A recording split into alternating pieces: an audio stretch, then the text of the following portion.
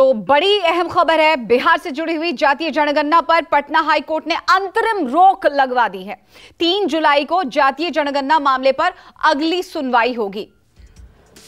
तो डेटा तैयार है, 3 जुलाई को जातीय जनगणना पर मामले पर सुनवाई होगी। जनगणना का डेटा सुरक्षित रखने का निर्देश दिया गया है। बड़ी और अहम खबर हम आपको बता रहे हैं, जातीय जनगणना पर पटना हाईकोर्ट ने अंतरिम रोक लगा दी है।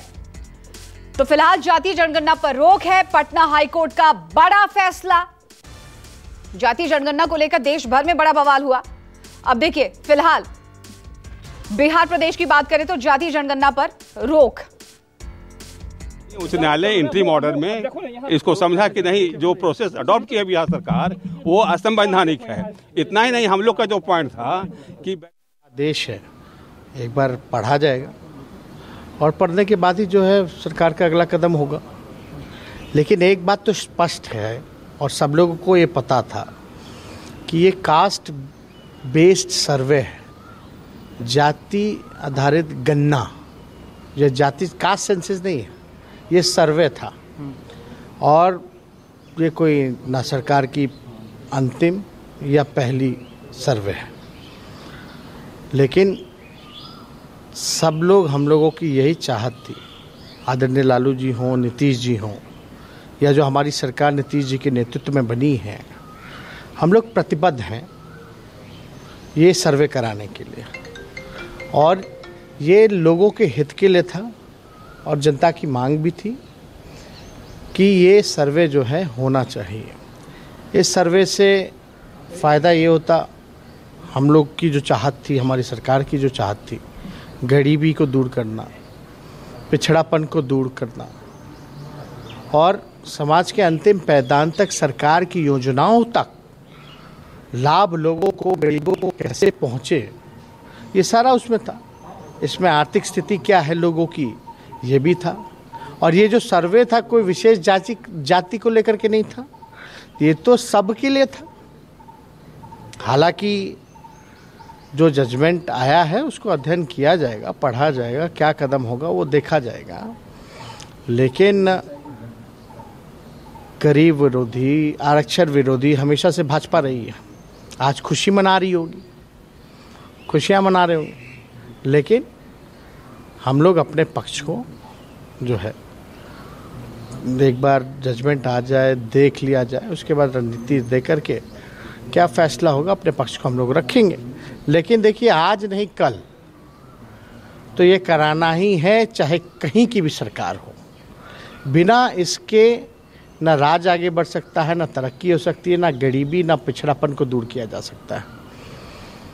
और इसको देखते हुए हम सब लोग जो हैं, कई बार मांगे की, संघर्ष किया लोगों ने, ये तो बातें आ ही गई। लेकिन आप देखिए, जो बिहार गरीब राज्य है, अपने ही रिसोर्स से, जब केंद्र सरकार ने मना कर दिया तो अपने ही रिसोर्स से हम लोग जो है ये करा रहे थे सर्वे। और केंद्र सरकार तो ना बिहार को विशेष राज्य का दर्जा देती है, ना विशेष पैकेज देती है, सौतेला व्यवहार करती है। और हम लोग जब अपने ही बलबूते, जब गरीबी, पिछड़ापन और समाज के अंतिम पैदान को सरकारी योजनाओं का लाभ पहुंचाना चाहते हैं, तो ये बीजेपी के लोग खुशियां मनाते हैं। चलिए रुक कर लेते हैं पटना का। हमारे सहयोगी अमिताभ ओझा इस वक्त जुड़ गए हैं। अमिताभ, देखिए, नीतीश सरकार को पटना हाईकोर्ट से जबरदस्त झटका लगा है और जैसे ही ये झटका लगा, तेजस्वी के सुर बदल गए। तेजस्वी, आप कहते हैं कास्ट बेस्ड सेंसस नहीं, सर्वे था।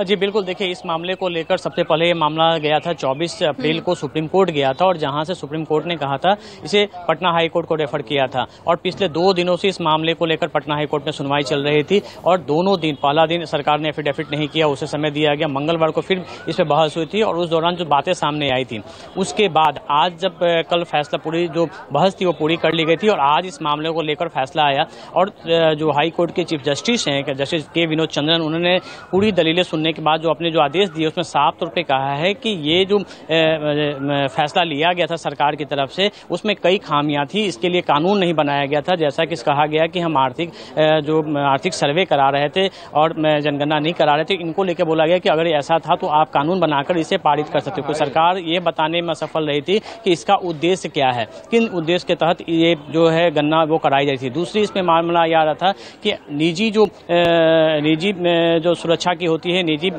बातें सार्वजनिक करने को होती है, तो उसमें एक हाई कोर्ट के सुप्रीम कोर्ट के फैसले के पुट्टू स्वामी की दलील दी गई थी और कहा गया था कि आप निजी जानकारियां कितनी वो आप सार्वजनिक नहीं कर सकते, जबकि इस जो सर्वे रिपोर्ट थी सरकार ने कहा था कि इसे ये गजट में प्रकाशित करेंगे। तो ये उनकी निजी जो हक है उसकी अवमानना थी। दूसरी तरफ सरकार हाई कोर्ट ने यह भी कहा कि इसमें जो पैसा के जो खर्च हो रही है, करीब 500 करोड़ रुपया इसमें जो खर्च हो रहा था, जिसके लिए कैबिनेट ने पास किया था, तो वो मुख्य आकस्मिक राज्य की जो आकस्मिक निधि होती है उससे वो लिया जा रहा था। लेकिन इसके लिए ये जनता के पैसा थे और इसके लिए कारण जो थे वो नहीं बताए गए थे, कानून नहीं बनाए गए थे। तो इन्हीं 3 तथ्यों के आलोक में अभी हाई कोर्ट ने ऐसे अंतरिम आदेश के तहत आगामी 3 जुलाई 2023 तक इसे रोक लगाई है और उस पर अगली सुनवाई के बाद इस मामले में आगे की बहस होगी। लेकिन हाई कोर्ट ने यह भी कहा है कि इस दौरान जो भी जो डाटा एकत्र की गई है, जो उसकी प्राइवेसी बिल्कुल मेंटेन रखी जाए, सरकार उस डाटा को प्राइवेसी के तहत रखे और उसे सार्वजनिक नहीं किया जा सकता है। और ये तमाम निर्देश जो है हाई कोर्ट ने आज 3 दिनों की सुनवाई के बाद सरकार को दिए हैं। चलिए, बहुत बहुत शुक्रिया आपका तमाम जानकारियों के लिए अमिताभ।